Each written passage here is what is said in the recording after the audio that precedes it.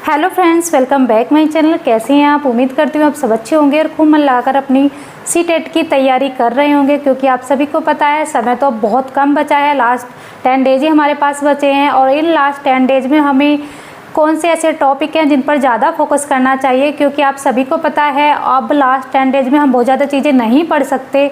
और आप सभी को पता है कि सीटेट का सिलेबस बहुत बड़ा होता है। जो स्टूडेंट 1 या 2 नंबर से रह जाते हैं उनके लिए भी आज का वीडियो बहुत इंपॉर्टेंट है, क्योंकि मैं आज की वीडियो में आपको ऐसे टॉपिक बताऊंगी जहां से क्वेश्चन लगते ही लगते हैं। अगर आप इन टॉपिक को कवर कर लेते हैं तो आप लास्ट 10 डेज में भी सीटेट क्वालिफाई कर सकते हैं। और इन लास्ट 10 डेज में आपको किस तरीके से अपनी स्ट्रेटेजी अपनानी चाहिए कि आपका सीटेट क्वालिफाई हो जाए, आज हम इसी टॉपिक पर बात करेंगे। मेरे चैनल पर पहली बार आए हैं तो चैनल को जरूर सब्सक्राइब करें, वीडियो को लाइक करें, कमेंट करें, शेयर करें।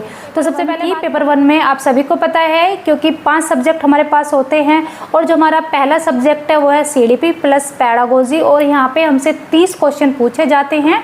और जो हमारा सेकंड सब्जेक्ट है वो है लैंग्वेज 1 यानी कि भाषा फर्स्ट। यहाँ पर हमसे 30 क्वेश्चन पूछे जाते हैं, लेकिन इन 30 क्वेश्चन में 15 नंबर हमारे पेडागोजी के होते हैं। और जो हमारी भाषा सेकंड है, जो हमारा थर्ड सब्जेक्ट है, वहाँ पे भी हमसे 30 क्वेश्चन पूछे जाते हैं, लेकिन 15 क्वेश्चन पेडागोजी के होते हैं। और जो हमारा सब्जेक्ट 4 है वहाँ पे भी 30 क्वेश्चन पूछे जाते हैं, लेकिन वहाँ पर भी 15 नंबर पेडागोजी के होते हैं। ऐसे ही हमारा जो 5 सब्जेक्ट है 5 हमसे 30 क्वेश्चन पूछे जाते हैं, 15 क्वेश्चन हमारे पेडागोजी के होते हैं। तो अब बात कर लेते हैं कि हमें सबसे ज़्यादा फोकस कौन से सब्जेक्ट पर करना है।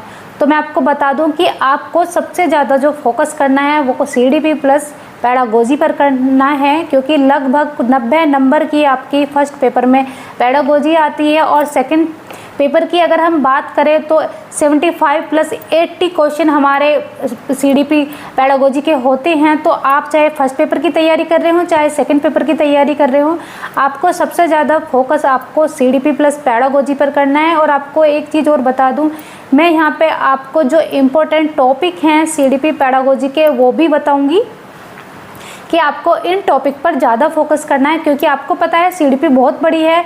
हम लास्ट 10 डेज में कैसे कवर कर पाएंगे जब इतना टाइम से हम नहीं लेते। यानी कि 90 नंबर की आपकी सीडीपी आ रही है।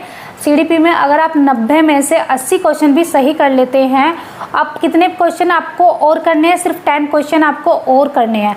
अब आप देख लीजिए, जैसे मान लें लैंग्वेज फर्स्ट की बात करूँ मैं, यहाँ पे हमसे पैराग्राफ पूछा जाता है गद्यांश और पद्यांश। अगर जो हमारा गद्यांश है वो पूछा जाता है 9 नंबर का, और जो हमारा पद्यांश है वो पूछा जाता है 6 नंबर का।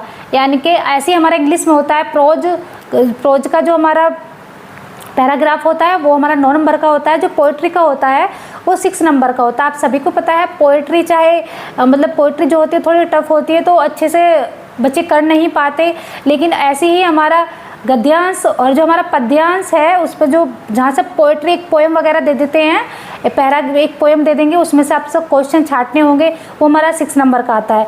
तो मान लिया अगर लैंग्वेज फर्स्ट की बात करते हैं, वहाँ पे 9 + 5 हो गए, 15 नंबर आपके ये हो गए। 15 में से भी आप अगर 10 कर लेते हैं तो आपका ऐसे ही 90 नंबर हो रहे हैं। बाकी जैसे ग्रामर भी होती है, हिंदी ग्रामर भी होती है, इंग्लिश ग्रामर भी होती है, वहाँ से भी आप थोड़े थोड़े क्वेश्चन कर लेते हैं, क्योंकि देखो नेगेटिव मार्किंग नहीं होती है, आपको सारे क्वेश्चन अटैम्प्ट करने होते हैं।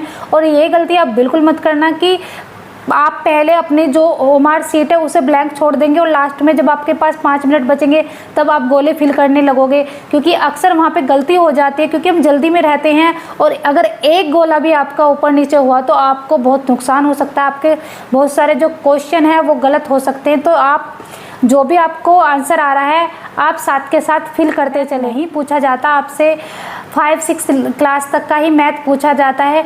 आप 4 से 5 क्वेश्चन तो 15, अगर 15 सीडीपी के हटा देंगे तो 4 से 5 क्वेश्चन तो आप ऐसे भी ठीक कर सकते हैं।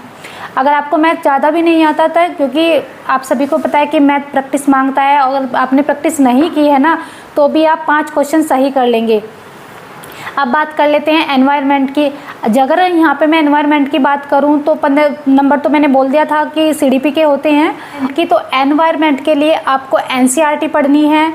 देखो अगर आपने अभी भी एनसीईआरटी नहीं पढ़ी है एनवायरनमेंट के लिए, लेकिन आपको 3 क्लास, 4 क्लास और 5 क्लास के NCERT पढ़नी पड़ेगी, क्योंकि सारा कुछ जो मैटर है वो सिर्फ NCERT से ही आता है। 1-2 क्वेश्चन ऐसा होता है कि बाहर से अलग से लग जाए, जैसे गैस से कोई क्वेश्चन पूछ लिया, या फिर आपको जैसे ज्योग्राफी से 1-आधा क्वेश्चन पूछ लेंगे, ठीक है, वरना सारा जो मैटर होता है वो सिर्फ NCERT ही बुक से आता है। अगर अभी भी नहीं पढ़ी है तो आप कोई भी मैराथन क्लास लेना, यूट्यूब पे बहुत सारी क्लासें पड़ी हुई हैं NCERT जो टीचर आपको पढ़ा रहे हैं, तो आप वहाँ से भी कर सकते हैं। CDP पेडागोजी के कौन से ऐसे टॉपिक हैं जिन पर हमें सब ज़्यादा ध्यान देना है, क्योंकि CDP ही हमारी एक ऐसा सब्जेक्ट है जो हमें आसानी से CTET में क्वालिफाई करा सकता है। तो सबसे पहले मैं आपको बता दूँ कि मैंने आपके लिए टॉपिक लिखे थे बोर्ड पर, लेकिन ये वाइट लग रही है तो अच्छे से दिख नहीं रहा है। मैं अगर आप पियाजे, कोलबर्ग और वाइगोस्की को अच्छे से पढ़ लेते हैं तो आपके काफ़ी क्वेश्चन यहाँ से ठीक हो जाते हैं, यानी कि आप जो है 7 से 8 क्वेश्चन अपने ठीक कर लेते हैं। आपको ज़्यादा डीपली नहीं पढ़ना इनके बारे में, इन्होंने कौन कौन सी अवस्थाएं बताई हैं और किस एज के लिए कौन सी अवस्था है, ये सब चीज़ आपको याद रखनी है। और किस एज में बच्चा, जैसे जीन पियाजे का सिद्धांत है, उन्होंने अमूर्त चीज़ें बच्चा कब पहचानने लगता है, कौन सी एज में पहचानने लगता है, जीववाद का गुण कौन सी एज में आता है, तो ये सब चीज़ ही आपको पढ़नी है, फालतू की चीज़ आपको नहीं पढ़नी।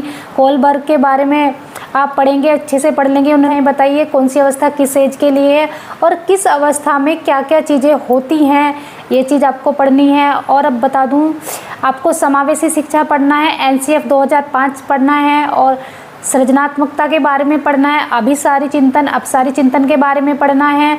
और आपको बता दो, जो मैंने टैग वर्ड्स आपको बताए वो टैग वर्ड्स आपको याद कर लेना है। हाँ, अगर आप जब क्वेश्चन हल कर रहे हैं, आपको सबसे ज़्यादा इम्पोर्टेंट बालक को मानना है, यानी कि बालक ही सबसे सर्वप्रथम है। अगर आपको बालक सबसे ऊपर रखना है, अपने आप को सेकंड नंबर पर रखना है, चाहे आप हो या पाठ्य पुस्तक हो, उसे आपको सेकंड नंबर पर रखना है, बच्चे को आपको पहले नंबर पर रखना है। और दूसरी बात बता दो, बुद्धि और विकास आपको पढ़ना है, अधिगम के सिद्धांत आपको पढ़ने हैं, यहाँ पे अक्षमताएं क्या है वो पढ़नी है, डिस्लेक्सिया, डिस्कैलकुलिया, डिस्ग्राफिया, ऑटिज्म, ये सारी जो हैं डिसेबिलिटी जो हैं ये आपको पढ़नी है। मूल्यांकन आपको पढ़ना है, प्रगतिशील शिक्षा आपको पढ़नी है, और बालक के लैंगिक मुद्दे क्या होते हैं वहाँ से क्वेश्चन पूछा जाता है, प्रगतिशील शिक्षा क्या है वहाँ से क्वेश्चन पूछा जाता है, समावेशी शिक्षा से क्वेश्चन पूछा जाता है, सतत और व्यापक मूल्यांकन से क्वेश्चन हमारे से पूछे जाते हैं। तो आई होप कि आपको ये वीडियो ज़रूर पसंद आई होगी। वीडियो पसंद आई तो चैनल को ज़रूर सब्सक्राइब करें, वीडियो को लाइक करें, कमेंट करें, शेयर करें।